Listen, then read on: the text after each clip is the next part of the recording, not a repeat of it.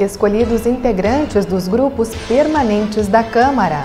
A Comissão de Legislação e Redação tem como titulares os vereadores Pedro Danelli, Alberi Grando, João Pedro Nunes, Isamar Oliveira e Paulo Necli.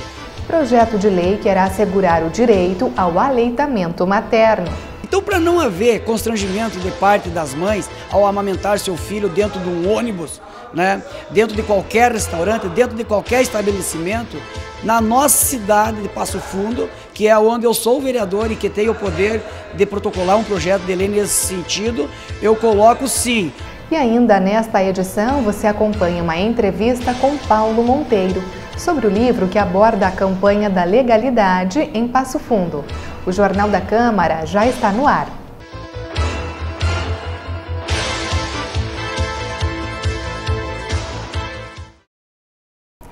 Respeitando o princípio da proporcionalidade e um acordo com as bancadas, foram nomeados os integrantes das comissões permanentes do Legislativo. A composição do ano passado foi mantida, já que o novo regimento será votado nas próximas semanas. O trabalho das comissões permanentes ele é sem dúvida o mais importante porque ele faz análise de todo e qualquer projeto de lei, projeto de resolução, toda e qualquer proposição dos senhores vereadores e do Poder Executivo. Nós temos regimentalmente 4 comissões, a Comissão de Legislação, a Comissão de Obras Públicas, a Comissão de Orçamento e a SEBS, que é a Comissão de Bem-Estar Social. Todas elas, então, foram devidamente preenchidos os seus espaços, as suas vagas, observando a indicação que nós fizemos ainda o ano passado, conforme acordo das lideranças, ou seja, preferiu-se não mudar, permanecer com os mesmos membros, o que, de certa forma, vai compreender e corroborar cada vez mais o trabalho bem feito que foi realizado ano passado. A Comissão de Legislação e Redação tem como titulares os vereadores Pedro Danelli, Alberi Grando, João Pedro Nunes, Isamar Oliveira e Paulo Necli. Os suplentes são Cláudio Rufa Soldá, Rui Lorenzato, Sidney Ávila, Hernani Leimer e Gleison Consalter. A Comissão de Orçamento e Tomada de Contas ficou para os titulares Rui Lorenzato, Marcos da Silva, Patrick Cavalcante, Alex Necker e Gleison Consalter. Os suplentes são Cláudia Furlaneto, Paulo Pontual, Pedro Danelli, Renato Tchecker e João Pedro Nunes. A Comissão de Obras Públicas e Nomenclatura de Ruas conta com Márcio Tassi, Eduardo Pelicioli, Renato Tchecker, Hernani Leimer e Paulo Pontual. Wilson Liu, Aristeu Dalalana, Marcos da Silva, Patrick Cavalcante e Alex Necker são os respectivos suplentes. Já na Comissão de Educação e Bem-Estar Social, os vereadores titulares são Sidney Ávila, Wilson Liu, Cláudia Furlaneto, Cláudio Rufa Soldá e Aristeu Dalalana. Como suplentes estão Isamar Oliveira, João Pedro Nunes, Alberi Grando, Márcio Tassi e Eduardo Pelicioli. Esses novos membros vão ter toda a liberdade de poder definir quem vai ser o presidente. O vereador Renato Tchecker protocolou um projeto de lei sobre o direito ao aleitamento materno em locais públicos. A matéria já passou pelas discussões da pauta. Conforme a proposição, o aleitamento deve ser permitido no interior de qualquer estabelecimento. O vereador comenta que a iniciativa foi motivada depois de muita polêmica sobre o assunto. Esse meu projeto aí, na verdade, brotou de uma indignação nas redes sociais, que as mães estão revoltadas, que tem um projeto aí que quer proibir a mãe de amamentar o seu filho nos lugares públicos. Isso realmente é indignante e chega a ser revoltante, né? Eu acho que a mãe tem que amamentar o seu filho quando ela bem entender em qualquer lugar. Então, para não haver constrangimento de parte das mães ao amamentar seu filho dentro de um ônibus, dentro de qualquer restaurante, dentro de qualquer estabelecimento, na nossa cidade de Passo Fundo, que é onde eu sou vereador e que tenho o poder de protocolar um projeto de lei nesse sentido, eu coloco sim um projeto de lei que as mães ficam aptas para amamentar o seu filho aonde bem entender. A hora que o nenê quiser mamar, não tem lugar. Caso seja aprovado, o projeto também prevê que o estabelecimento que proibir ou constranger a amamentação estará sujeito a multa de R$1.000. E agora nós vamos para o intervalo e retornamos com o escritor Paulo Monteiro, falando sobre o livro que aborda a campanha da legalidade em Passo Fundo.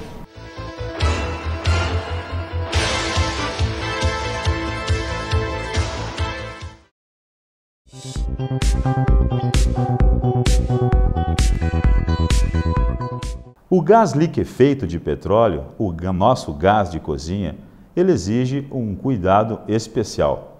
Nós precisamos ter essa noção de quando entrarmos em um local e sentirmos o cheiro do gás de cozinha, imediatamente procurar abrir portas e janelas para que esse local seja arejado e evitar de ligar qualquer tipo de interruptor elétrico.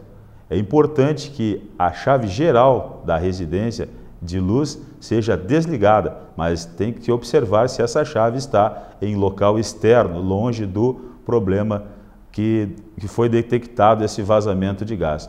Outra dica importante é solicitar a pessoa especializada que vai revender o botijão de gás que ela própria faça a verificação das condições da mangueira, bem como a condição da válvula do botijão de gás. Outro dado importante também é em relação aos fogões, para verificar sempre se esse fogão está em condições e que não tenha nenhum tipo de vazamento.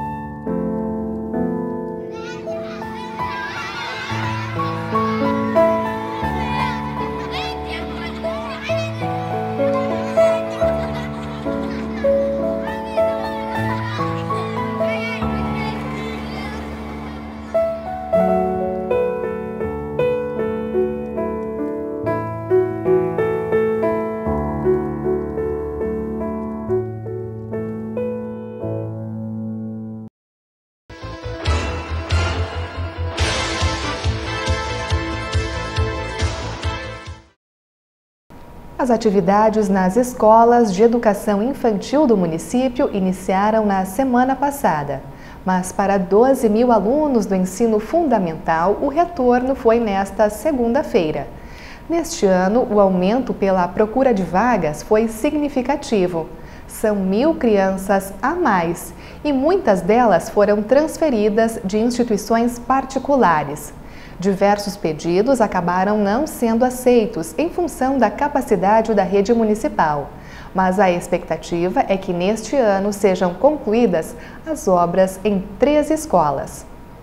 E também hoje iniciaram as inscrições para o programa Tô Dentro, que é o curso preparatório ao Enem, vestibulares e concursos. As aulas começam em março e serão oferecidas pela Prefeitura. O cadastro deve, então, ser feito na Universidade Popular entre o 12h30 e as 9h30 da noite. A universidade fica junto à Faculdade Ideal, na Avenida Rui Barbosa, número 103, bairro Petrópolis. Mais informações no site que está aparecendo no vídeo ou pelo telefone 3315-6997. No início da década de 60, Jânio Quadros renunciou à presidência e, a partir daí, iniciou o movimento pela posse do vice João Goulart. Como os militares eram contra, o então governador do Rio Grande do Sul, Leonel Brizola, começou no rádio o movimento pela legalidade. Toda essa história é contada em detalhes em um livro. E quem resgatou os principais momentos da campanha da legalidade no nosso município foi o escritor e apresentador da TV Câmara, Paulo Monteiro. E é com ele que eu converso agora sobre o livro que conta um pouco desta história. Seu Paulo, seja bem-vindo à TV Câmara, desta vez como entrevistado. Obrigado, eu que agradeço. A primeira edição do livro, A Campanha da Legalidade em Passo Fundo, foi lançada em 2011. Então conta pra gente, na época, quanto tempo levou desde a ideia até a publicação? Eu fui procurado no início de 2011 por uma equipe da RBS que estava fazendo uma matéria sobre o chamado Trem da Legalidade. A partir dessa procura, eu me dediquei durante 2 meses a pesquisar, especialmente nas edições do Nacional, e a redigir o corpo do livro. Logo a seguir, eu anexei uma introdução, então foi uma escrita rápida e agradável. Nós podemos dizer que a Campanha da Legalidade é uma das maiores mobilizações populares de luta pela democracia no país? Eu acredito que no estado do Rio Grande do Sul foi o maior movimento cívico-militar em defesa do Estado de Direito e em defesa da Constituição Federal.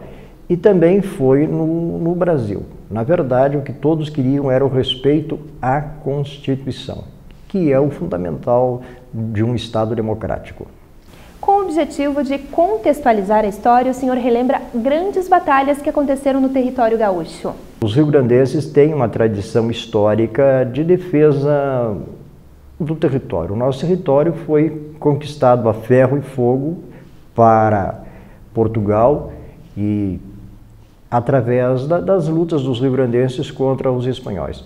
Eu lembro em Passo Fundo, por exemplo, que é uma cidade politizada e polarizada, desde da Revolução Farroupilha, passando pela guerra contra o Paraguai, pela Revolução Federalista, pela Revolução de 30 e pela Revolução de 32, pela Segunda Guerra Mundial, enfim, a participação dos passunenses em todos os momentos importantes, especialmente bélicos da história do Brasil.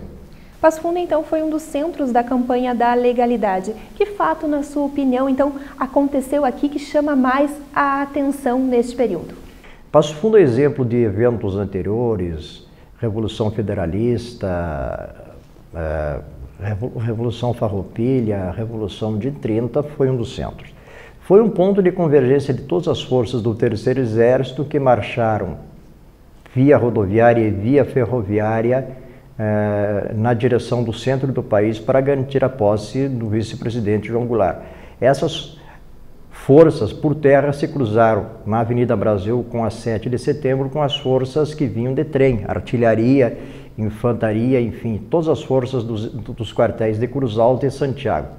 Então, aqui foi o ponto de encontro dessas forças e o ponto de concentração na Gare e da mobilização de milhares de pessoas, mais de 2.000 mulheres se reuniram em Passo Fundo naquela época para apoiar, distribuir mais de 1.000 cestas com bolos, com doces para os soldados. Até hoje, os que ainda estão vivos, e muitos deles estão vivos, eles lembram com lágrimas nos olhos esse momento. Outro episódio que marcou bastante a campanha da legalidade aconteceu na Câmara de Vereadores com a união de todos os parlamentares. A campanha da legalidade uniu todo o Rio Grande do Sul.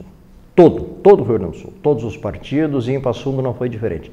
Todos os vereadores de Passo Fundo se mantiveram unidos, assinaram um documento, um manifesto de respeito à Constituição. Os centros de tradições gaúchas, os times de futebol, todas as igrejas, a maçonaria, enfim, toda a comunidade passunense se reuniu. A Câmara de Vereadores esteve sempre aberta, né, participando e, de certo modo, até dando apoio, coordenando a Prefeitura Municipal também. Isso que é o detalhe importante, o respeito à Constituição da República.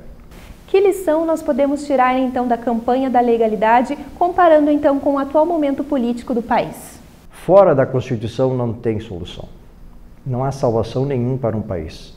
Sempre que acontece quebra da Constituição, acontece um regime ditatorial. Foi assim durante o Estado Novo, com a ditadura de Vargas, foi logo depois de 61, em 64, com cassações, prisões, torturas, assassinatos, enfim. Essa é a verdade. Nada justifica uma quebra constitucional. É como dizia o presidente general Eurico Gaspar Dutra: o que é que está no livrinho? O que é que está na Constituição? O que a Constituição diz é sagrado, digamos assim. Então, essa é a grande lição de 64.